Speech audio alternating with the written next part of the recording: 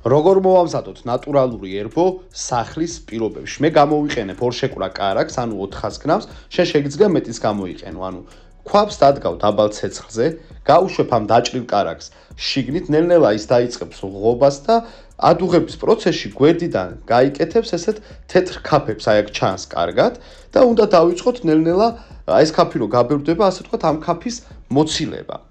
თუ დუღილის პროცესში კიდე გაიკეთა ეს ქაფი, კიდე მოვაცილოთ და ნელ-ნელა 1-5-10 წუთში გახდება ეს უფრო რაღაცნაირი ოქროსფერი გამჭვირვალე სითხე და ქაფის მაგვირად ბუშტების გაკეთებას დაიწყებს. ეს ნიშნავს, რომ უკვე მზადაა, ცოტა რომ ქვედაძირი და გვერდები მოყავისფრდება, გავთიშოთ, დავაცადოთ, რომ ცოტა ხანი, რა თქმა უნდა, შეგრილდეს და დავიწყოთ პირდაპირ მარლით ქილაში გადასხმა. გადავასხათ ქილაში, ის მერე გამყარდება, რამოდენიმე საათი დაჭირდება, შევდგათ მაცივარში და 1 წლამდე თამამად ინახება. უჯანსაღესი, უნატურალურესი ცხიმი გამოდის, ასე დაახლოებით 20 წუთი ნახევარი საათის საქმეა.